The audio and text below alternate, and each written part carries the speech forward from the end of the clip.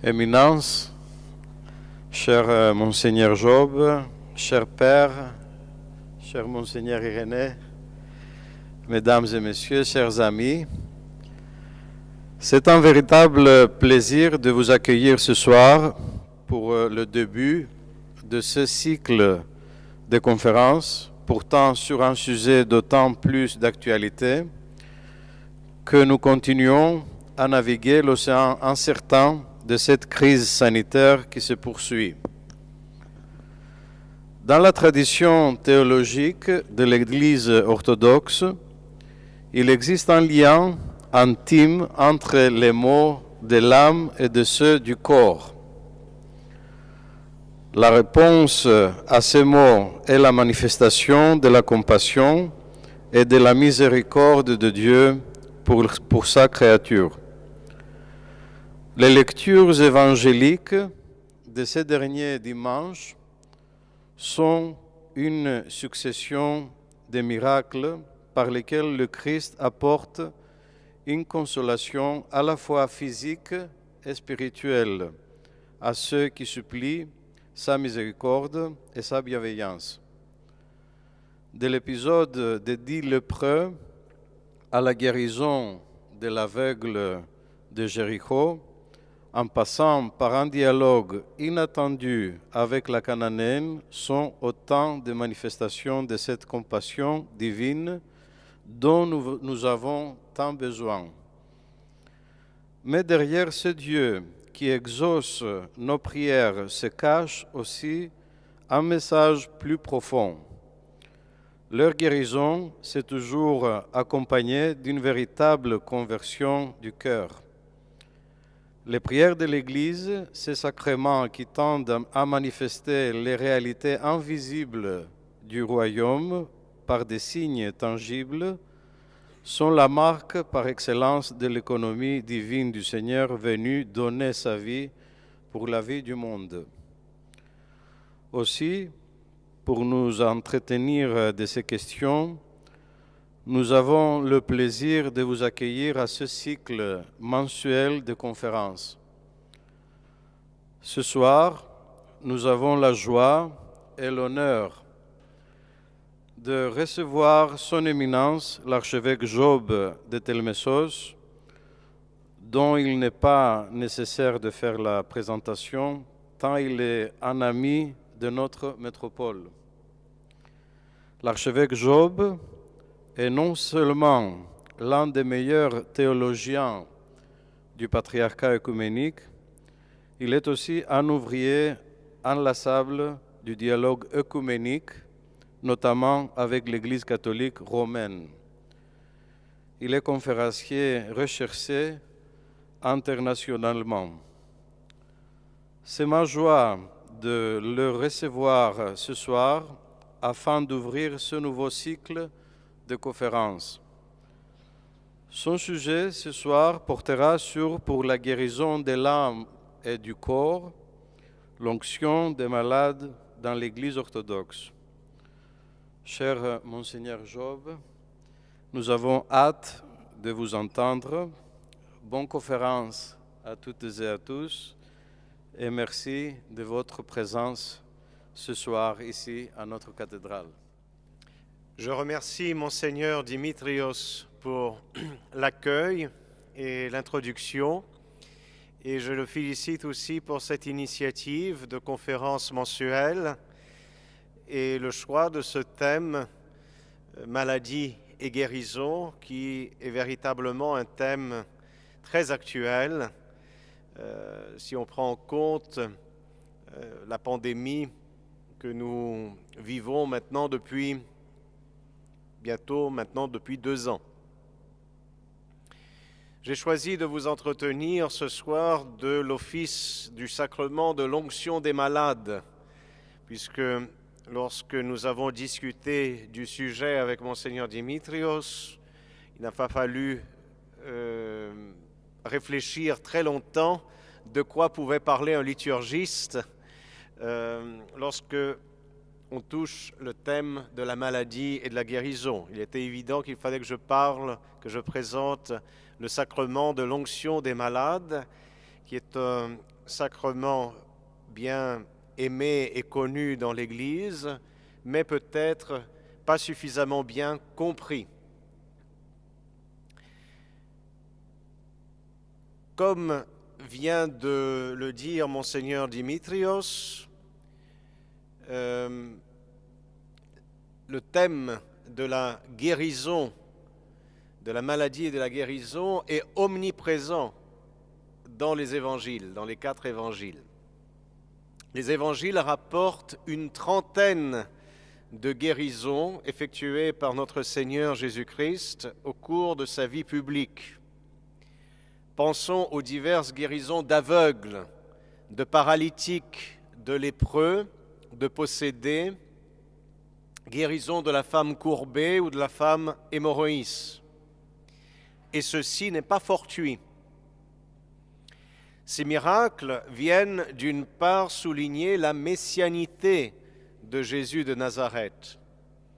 En effet, selon la prophétie d'Isaïe, je fais référence au chapitre 42 du livre d'Isaïe, le Messie qu'Israël attendait devait, entre autres, ouvrir les yeux des aveugles. En effet, le prophète Isaïe décrit ainsi la venue du Sauveur dans le chapitre 35 de son livre. « Alors s'ouvriront les yeux des aveugles, s'ouvriront les oreilles des sourds, alors le boiteux sautera comme un cerf, et la langue du muet éclatera de joie. » C'est dans cette perspective qu'il faut comprendre les miracles du Christ dans les évangiles, ainsi que les propos du Christ rapportés par l'évangéliste Luc au 7e chapitre de l'évangile de Luc. À l'heure même, Jésus guérit plusieurs personnes de maladies, d'infirmités et d'esprits malins, et il rendit la vue à plusieurs aveugles, et il leur répondit, « Allez rapporter à Jean le Baptiste, ce que vous avez vu et entendu. Les aveugles voient, les boiteux marchent, les lépreux sont purifiés, les sourds entendent, les morts ressuscitent, la bonne nouvelle est annoncée aux pauvres. » Accomplissement des prophéties, messianité de Jésus-Christ. Mais d'autre part, ces miracles viennent rappeler le lien intime qui existe entre la maladie corporelle et le péché, c'est-à-dire le lien entre les infirmités du corps et celles de l'âme. Non pas que les maladies corporelles soient une conséquence directe et immédiate d'un péché quelconque, mais plutôt qu'elles sont une conséquence de la chute d'Adam, du premier homme, qui engendra la maladie et la mort. C'est ce qu'illustre le Christ lui-même à travers ses différents miracles de guérison. Ainsi, lors de la guérison de l'aveugle-né rapportée par l'évangéliste Jean, à la question des disciples s'interrogeant qui avait péché, cet homme ou ses parents, pour qu'il soit né aveugle, Jésus répondit, je cite l'évangile de Jean chapitre 9, « Ce n'est pas que lui ou ses parents aient péché, mais c'est afin que les œuvres de Dieu soient manifestées en lui. Pendant que je suis dans le monde, je suis la lumière du monde. » Commentant ce passage, le bienheureux Augustin d'Hippone écrit, je le cite, « C'est le genre humain qui est cet aveugle, car le péché, cette cécité a frappé le premier homme, dont nous avons tiré une origine, non seulement de mort, mais encore d'iniquité. Tout homme est né aveugle selon l'esprit. S'il voit en effet, il n'a pas besoin de guide, mais s'il a besoin de quelqu'un qui le guide, et l'illumine, c'est donc qu'il est aveugle de naissance. De même, le miracle de la guérison du paralytique, décrite par l'évangéliste Marc, souligne le lien intime entre l'état de péché dans lequel se trouvait l'humanité depuis la chute d'Adam et la guérison physique.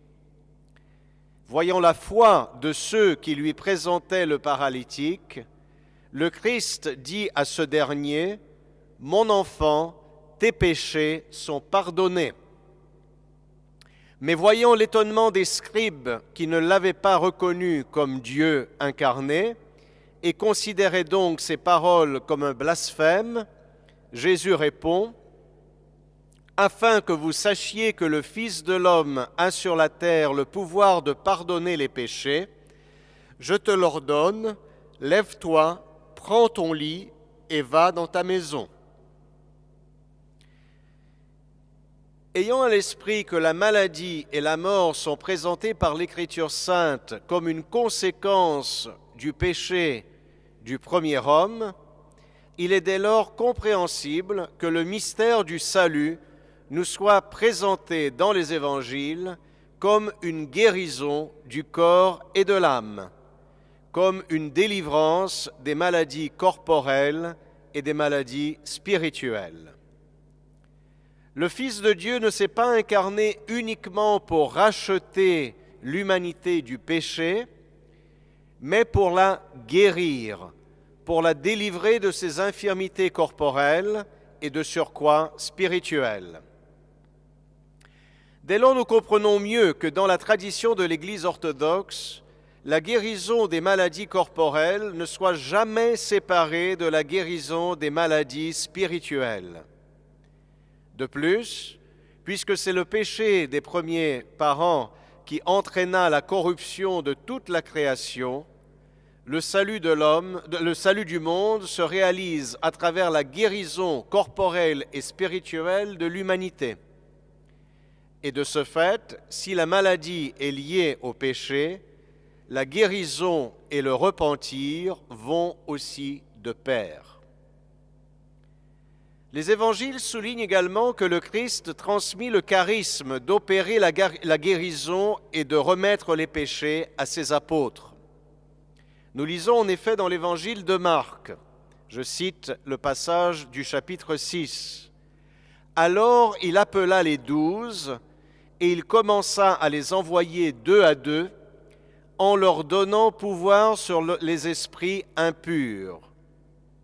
Ils partirent et ils prêchèrent la repentance, ils chassaient beaucoup de démons et ils oignaient d'huile beaucoup de malades et les guérissaient. Ils oignaient d'huile beaucoup de malades et ils les guérissaient. » Ce charisme de guérir les maladies et de remettre les péchés fut de nouveau transmis par les apôtres à leurs successeurs, les évêques et les prêtres de l'Église, comme en témoigne l'épître de Jacques. Je cite l'épître de Jacques, chapitre 5. « Quelqu'un parmi vous est-il malade, qu'il appelle les presbytres de l'Église et qu'il prie pour lui, en l'oignant d'huile au nom du Seigneur, et la prière de la foi sauvera le malade, et le Seigneur le relèvera. Et s'il a commis des péchés, ils lui seront pardonnés. » Remarquez de nouveau le lien entre pardon des péchés et guérison des maladies et l'usage de l'huile pour guérir les malades. L'utilisation de l'huile comme matière et signe pour guérir les maladies et pardonner les péchés peut facilement s'expliquer du fait que les vertus thérapeutiques des huiles végétales étaient bien connues dans l'Antiquité. D'abord en Égypte, où l'on faisait macérer des plantes aromatiques dans des huiles végétales afin d'obtenir des huiles parfumées. Ces huiles essentielles furent vite intégrées dans les cérémonies religieuses Et de même, les Babyloniens utilisaient des huiles essentielles pour chasser les esprits mauvais. Après sa conquête de l'Égypte, Alexandre le Grand importa l'usage des huiles essentielles en Grèce et partout dans l'Empire, où elles furent incorporées à la médecine antique. Ainsi, par exemple, Hippocrate mentionne dans son ouvrage des aphorismes l'utilisation de la macération de romarin et de sarriette dans de l'huile pour éviter la propagation des maladies. Aristote confirme l'usage thérapeutique de l'huile et recense plus de 500 huiles essentielles utilisées en médecine. Son élève, Théophraste, en décrit toutes les utilisations possibles dans son Histoire des plantes. C'est ainsi que l'utilisation de l'huile à des fins thérapeutiques se répandit partout dans l'Empire romain. Ayant cela à l'esprit, nous comprenons mieux le passage de la parabole du bon Samaritain dans l'Évangile de Luc au chapitre 10, où le Christ raconte l'histoire d'un Samaritain qui s'arrête sur la route sinueuse entre Jérusalem et Jéricho pour prendre soin d'un homme tombé aux mains des brigands. Il dit qu'ayant vu cet homme gisant sur le chemin, le Samaritain fut ému de compassion, s'approcha et banda ses plaies en y versant de l'huile et du vin. Ayant raconté la parabole, le Christ interroge le docteur de la loi en lui demandant lequel des personnages de la parabole a été le prochain de celui qui était tombé au milieu des brigands. Ce dernier répond, c'est celui qui a exercé la miséricorde envers lui. Nous trouvons dans ce passage un jeu de mots en grec ancien entre l'huile, éléon, et la miséricorde, éléos. Éléon, éléos. Huile, miséricorde. Ceci explique pourquoi l'Église, dans sa ritualité sacramentelle, utilise l'huile pour signifier la miséricorde divine. L'utilisation de l'huile pour oindre les malades, conformément à la pratique mentionnée dans l'Évangile de Marc et de l'Épître de Jacques que j'ai mentionné au tout début de mon exposé, est attestée dans l'Église primitive par de nombreuses sources patristiques, comme par exemple Origène au IIIe siècle, Saint Jean Chrysostome au IVe siècle et Saint Cyril d'Alexandrie au Ve siècle, qui se réfèrent tous à l'Épître de Jacques, au chapitre 5 de l'Épître de Jacques. Par exemple, Saint Jean Chrysostome écrit dans son dialogue sur le sacerdoce que les prêtres n'ont pas seulement l'obligation d'imposer des pénitences sur les fidèles pour les guérir de leurs péchés, mais ont aussi le devoir de prier pour la guérison des malades. Je cite Saint Jean Chrysostome. En effet, écrit-il, ce n'est pas seulement pour infliger une punition, mais aussi pour faire du bien que Dieu a donné aux prêtres une puissance plus grande qu'aux parents selon la chair. Entre les uns et les autres, donc entre les prêtres et les parents selon la chair, la différence est aussi grande qu'entre la vie présente et la vie future. Car les uns, les parents selon la chair, engendrent à la première, à la vie présente, les autres, les prêtres, à la seconde, c'est-à-dire à la vie future.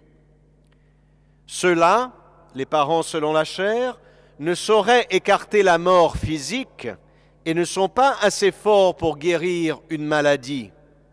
Ceux-ci, les prêtres, procurent souvent le salut d'une âme malade et près de se perdre en infligeant aux uns une peine modérée, en prévenant dès le début les chutes des autres, non seulement grâce à leur enseignement et à leurs avertissements, mais aussi par le secours de leurs prières.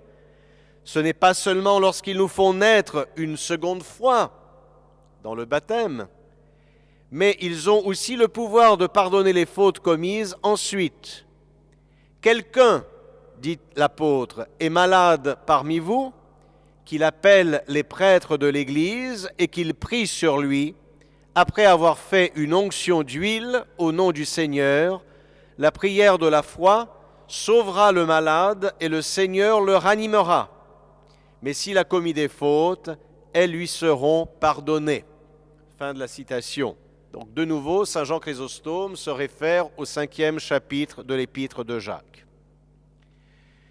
Dans les documents liturgico-canoniques du tournant du 5e siècle, comme par exemple la tradition apostolique, les constitutions apostoliques ou le testament de notre Seigneur, de même que dans l'ancien Eucologe de Sérapion, datant de la même époque,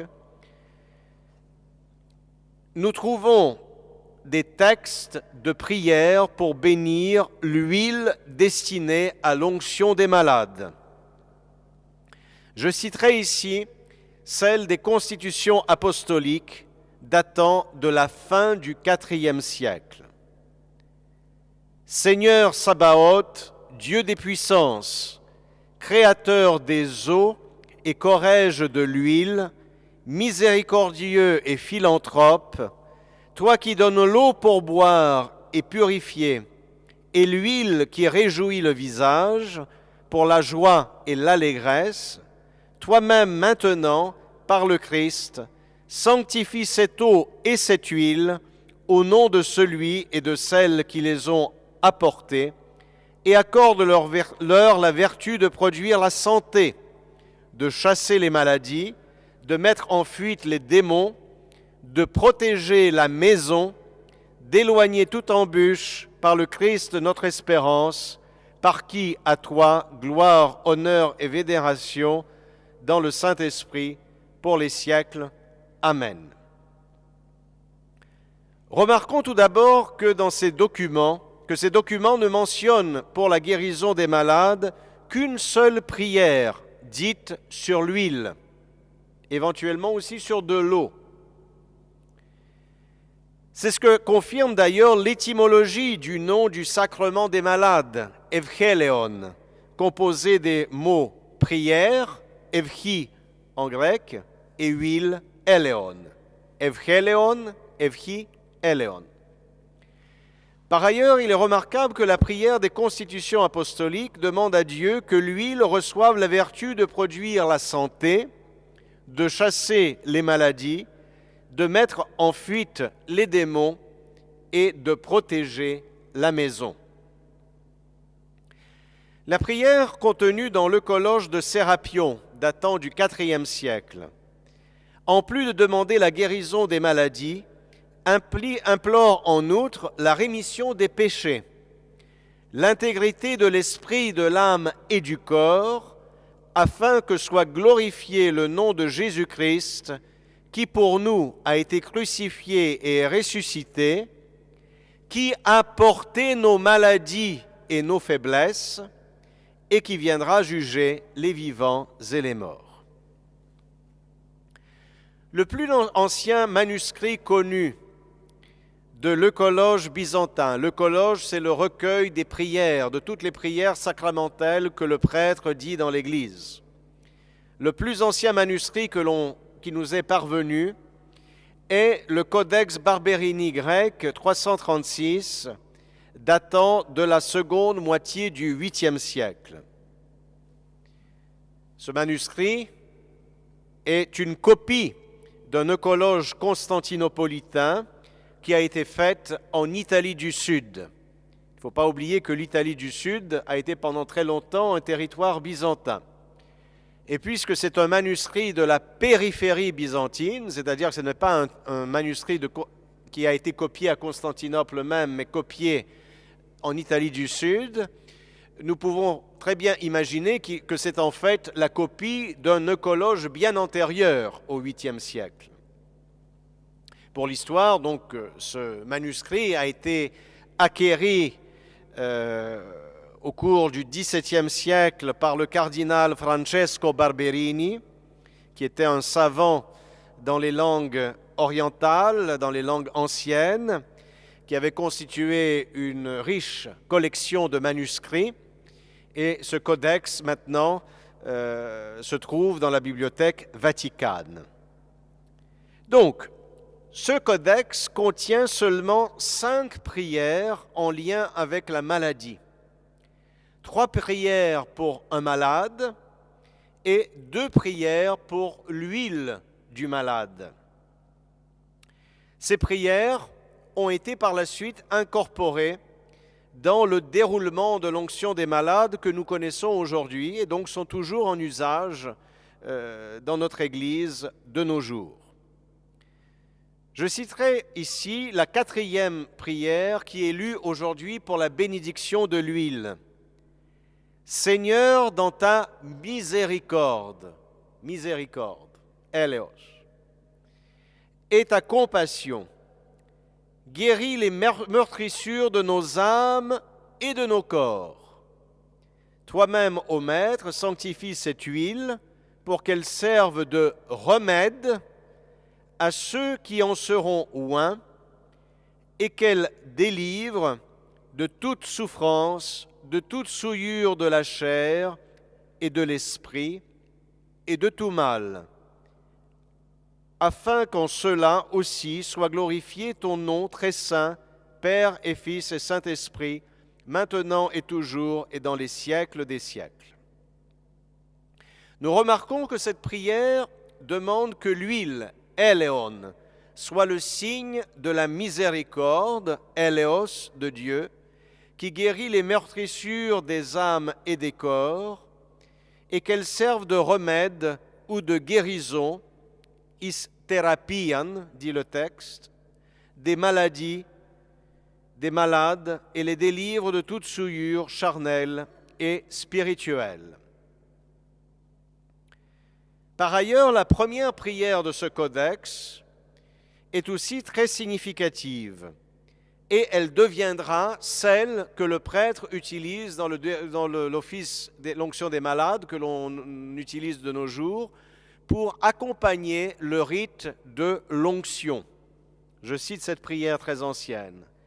Père Saint, médecin des âmes et des corps, qui nous a envoyé ton Fils unique, notre Seigneur Jésus-Christ, pour guérir toute maladie et nous délivrer de la mort, guéris aussi ton serviteur de son infirmité corporelle et spirituelle par la grâce de ton Christ.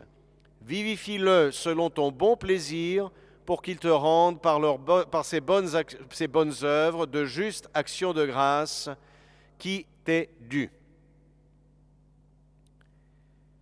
Cette prière s'adresse à Dieu le Père, comme au médecin des âmes et des corps, et rappelle que le mystère du salut réalisé par l'incarnation du Fils unique avait pour but de guérir toute maladie et de délivrer de la mort. Toutefois, cet ancien manuscrit liturgique ne nous dit rien quant à l'usage qui est fait de cette huile. Est-elle administrée par un prêtre ou par le malade lui-même? Est-elle réservée à l'usage du prêtre pour qu'il l'administre au malade ou est-elle distribuée aux laïcs pour qu'ils l'emportent avec eux à la maison pour s'en oindre en cas de maladie? Est-elle administrée en lien avec la célébration de la divine liturgie ou indépendamment de la divine liturgie? Est-elle utilisée dans l'Église ou à la maison?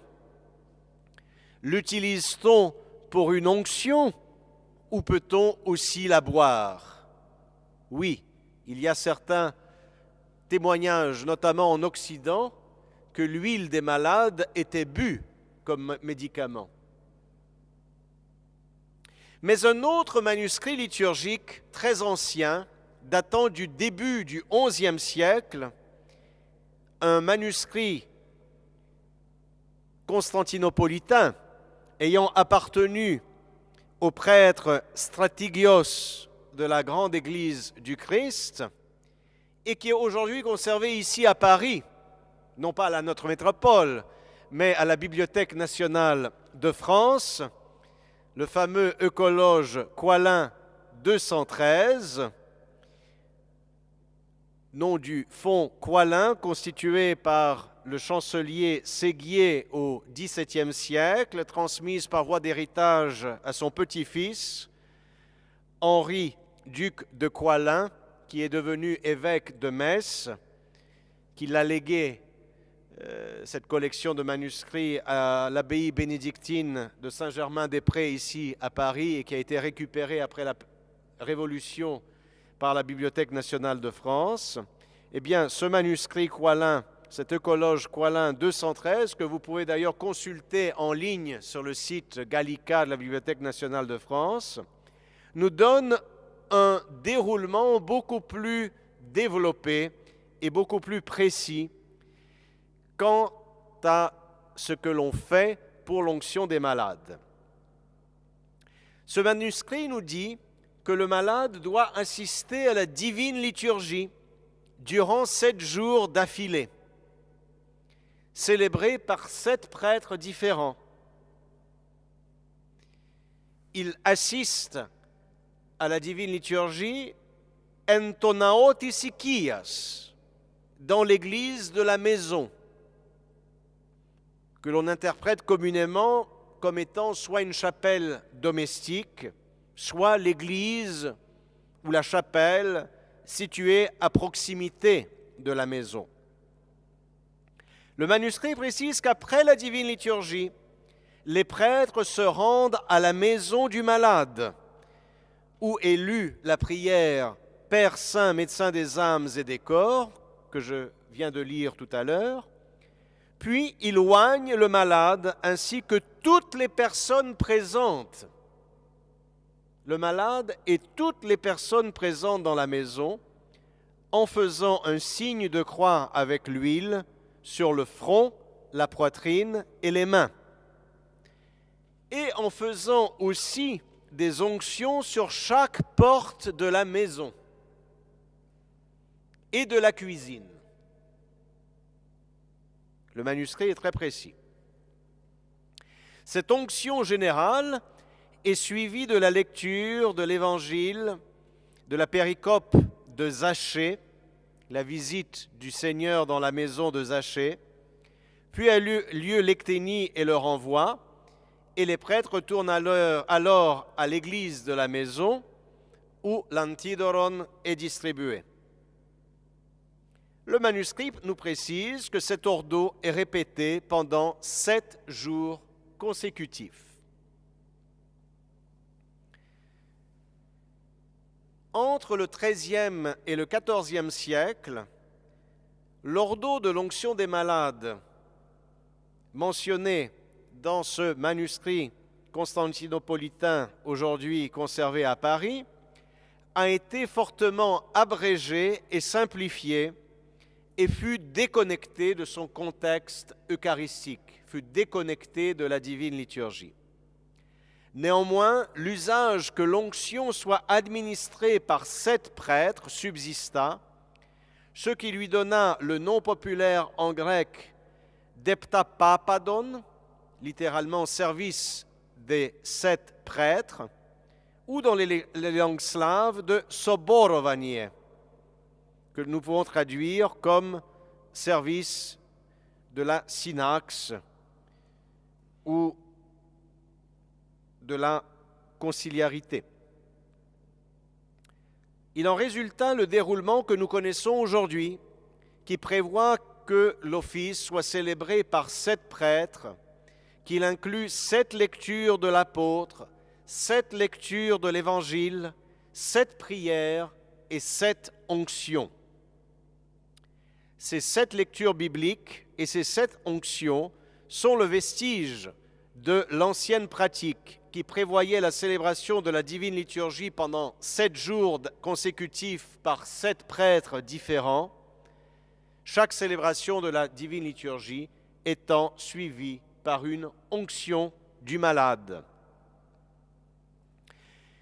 Commentant cet office au tournant du XVe siècle, saint Siméon de Thessalonique, dont le père Sébastien Garnier nous parlera plus en détail le mois prochain, écrit, je cite saint Siméon, que l'Evangélion a été transmis comme une célébration sacrée et une figure, typos, de la miséricorde divine pour la purification et la sanctification de ceux qui désirent être délivrés de leurs péchés. Selon lui, l'onction accorde la rémission des péchés, la guérison de la maladie et la sanctification. Concernant le fait que ce sacrement soit conféré par 7 prêtres, saint Siméon n'y voit qu'une raison symbolique et admet que l'onction des malades peut être aussi célébrée par 3 prêtres, voire même moins, notant toutefois que dans ce cas, rien ne doit être omis de ce qui nous a été transmis, c'est-à-dire qu'il ne faut pas omettre aucune lecture ni prière. Le choix des 7 lectures bibliques pour ce sacrement est significatif. La première épître qui est lue durant cette célébration est bien évidemment le passage de l'épître de Jacques, chapitre 5, qui prescrit l'onction des malades et qui justifie d'une part l'existence de ce sacrement. Le commandement de l'apôtre d'appeler les presbytres de l'Église vient aussi justifier l'usage qui veut que l'onction soit conférée par 7 prêtres et non pas par un seul, dans la pratique byzantine. Cette première lecture est suivie par la péricope de l'évangile de Luc sur la parabole du bon samaritain, où, comme je l'ai expliqué, apparaît un jeu de mots entre l'huile, éléon, et la miséricorde, éléos, de Dieu, et qui justifie l'utilisation de l'huile dans ce sacrement pour signifier la miséricorde divine. Par ailleurs, sur ce passage scripturaire où le bon samaritain banda les plaies de l'homme roué de coups en y versant de l'huile et du vin, se fonde l'usage constantinopolitain de mélanger du vin à l'huile d'olive lors de la célébration de l'onction des malades. Comme deuxième lecture, la célébration prévoit le passage de l'épître aux Romains, chapitre 15, où saint Paul affirme que les forts doivent porter les infirmités des faibles, et l'histoire de Zachée, chef des publicains, un homme pécheur à qui le Christ annonce le salut. Comme troisième lecture, l'office prévoit le passage de la première épître aux Corinthiens, où l'apôtre parle du don des guérisons et de la charité, 1 Corinthiens 12, et la péricope de l'Évangile où le Christ donne le pouvoir aux apôtres de chasser les esprits impurs et de guérir les maladies et les infirmités, Matthieu chapitre 10. Les quatrièmes lectures sont le passage de la seconde épître aux Corinthiens, chapitre 6, qui parle de la purification des souillures de la chair et de l'esprit, et le récit de la guérison de la belle-mère de l'apôtre Pierre, Matthieu chapitre 8, guérison de démoniaques et de malades. Comme cinquième lecture, il est prévu le passage de la seconde épître aux Corinthiens, chapitre 1, qui évoque la prière qui délivre de la mort, et la parabole des vierges sages, Matthieu chapitre 25, qui, ayant gardé leur lampe à l'huile allumée, allèrent à la rencontre du Christ époux.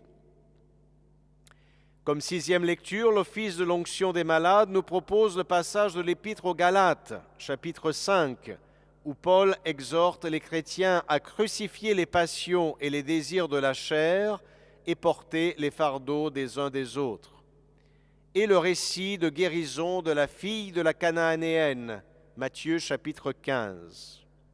Et enfin, comme septième lecture, nous trouvons le passage de la première épître de Paul aux Thessaloniciens, chapitre 5, où l'apôtre nous enseigne de prier sans cesse et évoque la sanctification du corps, de l'âme et de l'esprit, et le récit de la conversion de Matthieu le publicain, où le Christ affirme que ce ne sont pas ceux qui sont en santé qui ont besoin de médecins, mais les malades, et que pour cette raison, il est venu appeler les pécheurs à la repentance. Donc, nous voyons de nouveau la parenté du péché et de la maladie.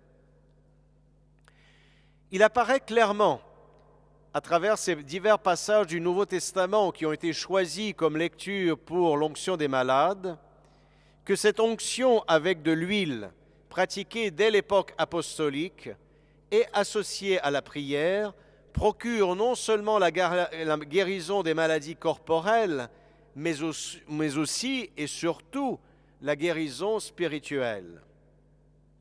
Comme nous l'avons vu, le péché et les passions sont perçus comme des maladies de l'âme et des faiblesses spirituelles. Et c'est pourquoi saint Siméon de Thessalonique affirme que l'huile sanctifiée donne à ceux qui se repentent la guérison des maladies et soigne non seulement les corps, mais aussi les âmes. Nous pouvons donc conclure que l'office de l'onction des malades procure non seulement une guérison du corps, mais aussi de l'âme, et qu'elle procure par-dessus tout la rémission des péchés. C'est ce que souligne la prière de l'onction que j'ai citée précédemment, qui s'adresse à Dieu comme au médecin des âmes et des corps, pour que par la grâce du Christ soient guéries les infirmités du corps et de l'âme. Mais c'est aussi ce que ne cessent de souligner toutes les 7 prières qui sont lues durant la célébration de ce sacrement, lesquelles demandent non seulement la guérison des maladies corporelles, mais surtout la délivrance des passions et la rémission des péchés. Je citerai ici comme exemple la très belle 6e prière de l'Evangélion. Nous te rendons grâce, Seigneur notre Dieu, bon et ami des hommes, médecin de nos âmes et de nos corps, toi qui sans trouble portes nos infirmités et dont les plaies nous ont tous guéris. Toi le bon pasteur venu à la recherche de la brebis perdue, toi qui portes aux faibles la consolation et la vie au cœur brisé, toi qui as guéri l'hémorroïs après 12 ans de maladie, toi qui as délivré du funeste démon la fille de la Cananéenne, toi ce créancier qui a remis leurs dettes à l'un et à l'autre de tes débiteurs, toi qui as accordé à la pécheresse la rémission, toi qui as fait au paralytique la grâce de la guérison en plus de la rémission des péchés, toi dont la parole a justifié le publicain et qui a agréé l'ultime confession du larron, toi qui as enlevé les péchés du monde et les as cloués sur la croix, nous te prions et nous te supplions. Toi-même, en ta bonté, remets, pardonne, efface, Seigneur, les péchés, les iniquités de tes serviteurs, leurs fautes volontaires et involontaires, commises sciemment ou par inadvertance, par transgression et par désobéissance, pendant la nuit ou pendant le jour. Tous leurs péchés et les nôtres, pardonne-les, toi, le Dieu bon, indulgent et ami des hommes, et ne leur permets pas, non plus qu'à nous, de tomber dans une vie impure, de prendre le chemin de la perdition. Oui, Seigneur et Maître, exauce maintenant la prière du pécheur que je suis en faveur de tes serviteurs. En ta digne indulgence, détourne ton regard de toutes leurs fautes, arrache-les au châtiment éternel, emplis leur bouche de ta louange, ouvre leurs lèvres pour la glorification de ton nom, tends leurs mains vers l'accomplissement de tes préceptes, dirige leurs pas vers le cours de ton évangile, et par ta grâce, affermis leurs membres et leur esprit. Car tu es notre Dieu, toi qui par l'intermédiaire de tes saints apôtres nous as donné cette instruction, tout ce que vous lierez sur terre sera lié aux cieux, tout ce que vous délierez sur la terre sera délié dans les cieux, et encore, ceux à qui vous remettrez les péchés, ils leur seront remis, et à ceux à qui vous les retiendrez, ils leur seront retenus. Et de même que tu as exaucé dans ton affliction de son âme Ézéchias à l'heure de la mort, et n'a pas méprisé sa prière, exauce maintenant le pauvre pécheur que je suis, moi ton indigne serviteur. Car tu es Seigneur Jésus-Christ, celui qui par bonté et par amour pour les hommes demande de pardonner 70 fois, 7 fois à qui tombe dans quelque péché. Celui qui regrette nos fautes se réjouit du retour des égarés. Car ta miséricorde égale ta magnificence, et nous te rendons gloire, ainsi qu'à ton Père éternel, et à ton très saint, bon et vivifiant Esprit, maintenant et toujours, et dans les siècles des siècles. Nous voyons une fois de nouveau le lien entre la rémission des péchés et la guérison des maladies du corps et de l'âme, avec toutes ces références aux récits de guérison, aux miracles de guérison dans les évangiles que nous mentionnions au tout début de cet exposé. De même, la prière finale, qui est une absolution déprécatoire, c'est-à-dire une absolution qui demande à Dieu de pardonner les péchés, récitée alors que les prêtres imposent l'évangéliaire sur la tête du ou des malades, un rite qui vient montrer, qui vient signifier que ce n'est pas le prêtre, mais le Christ lui-même qui impose sa main forte et puissante sur le malade pour le guérir, souligne que Dieu ne veut pas la mort du pécheur, mais qu'il vive et qu'il se convertisse, évoquant ici la conversion de David et la prière de repentance de Manassé, qui furent dans l'Ancien Testament agréées par Dieu. Je cite cette prière finale. « Roi saint, plein de tendresse et de miséricorde, Seigneur Jésus-Christ, Fils et Verbe du Dieu vivant, toi qui ne veux pas la mort du pécheur, mais qu'il se convertisse et qu'il vive, ce n'est pas ma main pécheresse que j'impose sur la tête de ceux qui s'approchent de toi dans le péché et qui par notre intermédiaire te demandent la rémission de leurs fautes. Étends toi-même ta forte et puissante main à travers cet évangile que mes concélébrants, puisqu'il y a 7 prêtres, tiennent sur la tête de tes serviteurs. Avec eux, je te prie, supplie ta suprême compassion, ta clémence, ton amour pour les hommes, Dieu notre Sauveur, toi qui as accordé par l'intermédiaire de ton prophète Nathan la rémission de ses fautes à David lorsqu'il s'en repentit, et qui a agréé la prière que Manassé t'adréa dans son repentir, toi-même en ton habituel amour des hommes, reçois tes serviteurs qui se repentent de leurs péchés et veuillent ne pas considérer toutes leurs fautes. Car tu es Dieu, celui qui invite à pardonner 70 fois 7 fois à ceux qui tombent dans le péché, et ta miséricorde égale ta magnificence. Il est très significatif que dans cette prière finale qui conclut l'office, le sacrement de l'onction des malades, le prêtre ne prie pas du tout pour la guérison des maladies, mais seulement pour la rémission des péchés. Nous pouvons comprendre pourquoi l'Église orthodoxe célèbre l'onction des malades, non pas seulement pour les mourants, non pas seulement pour tous les malades, mais même pour l'ensemble des fidèles. En effet, l'Evangélion, l'onction des malades, apparaît comme le mystère par excellence de la guérison de l'âme et du corps, la restauration, le salut de l'homme tout entier. Et ceci explique pourquoi, selon la pratique décrite dans l'ancien eucologe du XIe siècle, aujourd'hui conservé à Paris, le Coislin 213, non seulement le malade était oint avec l'huile, mais aussi toutes les personnes présentes, ainsi que les murs de la maison. Ceci explique également la pratique de célébrer la Sainte Onction pour tous les membres de l'Église pendant le Grand Carême. Comme l'atteste cet ancien manuscrit byzantin, le Coislin 213, qui prévoyait de la célébrer 2 fois durant le Grand Carême, le premier samedi, le samedi de Saint Théodore, le Tyron, et puis le 6e samedi, le samedi de Lazare. La pratique contemporaine la plus courante est de célébrer l'onction des malades durant la grande semaine, le mercredi saint après-midi. Cette pratique est liée à la thématique développée dans l'hymnographie du Triode de ce jour, en lien avec la lecture de l'Évangile aux Vêpres, rappelant l'onction du Christ par une femme pécheresse. Extrait, péricope, passage de l'Évangile selon Matthieu, chapitre 26. Saint Siméon de Thessalonique interprète ce passage comme ayant été accompli pour la guérison de la nature humaine que le Christ avait assumée.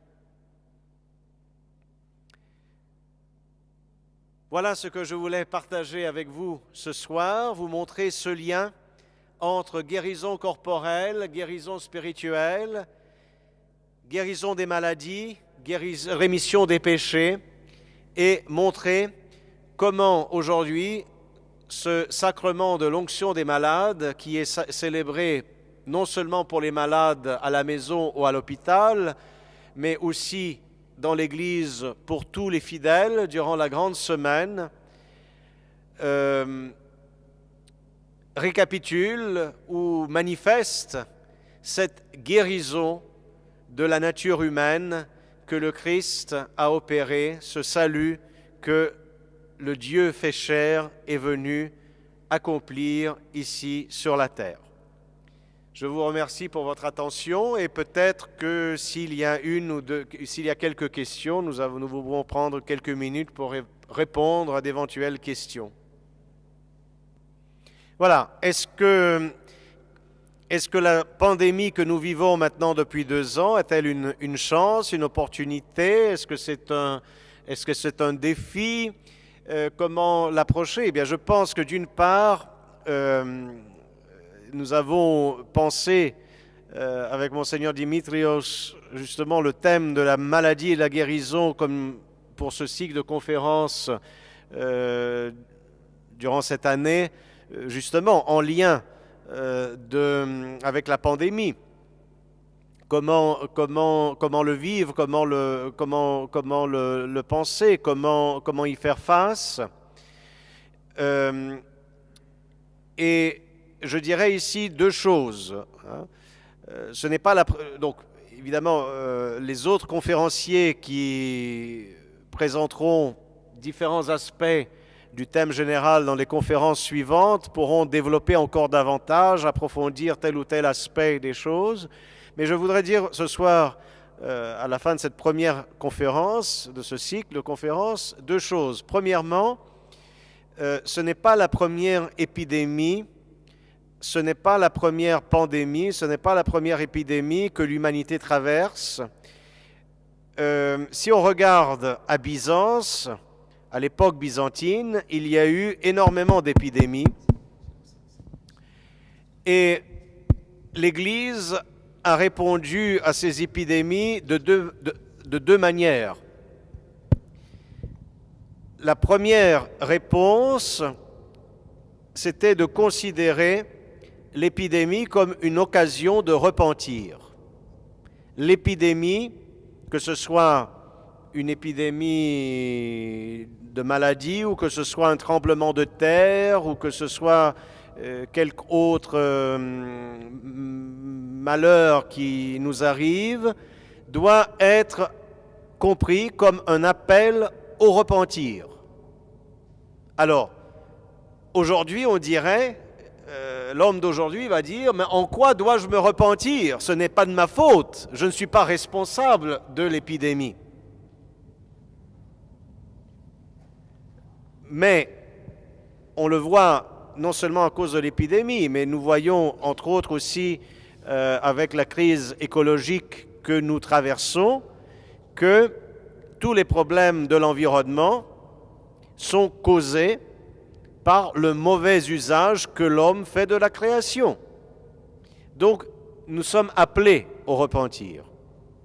C'est la première réponse que l'Église orthodoxe a toujours donnée, même à des époques antérieures, lorsqu'elle traversait des périodes de pandémie, d'épidémie, ou traversait des malheurs. Donc, un appel au repentir.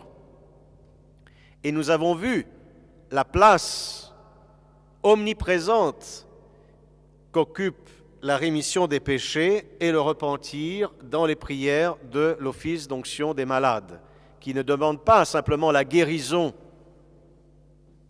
des maladies, mais insiste beaucoup sur le caractère de pardon des péchés et insiste beaucoup sur le thème du repentir.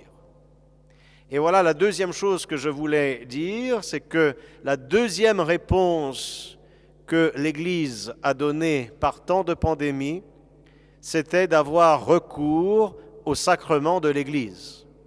Nous avons dans les sacrements de l'Église toutes les réponses, tous les remèdes aux maux que nous traversons dans notre vie. Voilà ce que je répondrai aujourd'hui à votre question, mais je pense que les conférenciers qui me suivront dans les autres conférences les mois prochains vont également développer d'autres aspects en lien avec la pandémie que nous traversons actuellement. J'ai déjà lu dans les écrits spirituels que parfois certains êtres sont attachés à leurs maux et ils ne veulent pas guérir. J'ai lu ça dans certaines saintes, je ne sais plus laquelle, qui disait, je crois que c'est la petite Thérèse, qui disait qu'elle priait pour certaines personnes, mais elle était triste parce que ces personnes ne voulaient pas lâcher leurs maux. Est-ce que vous avez quelque chose à nous dire là-dessus ?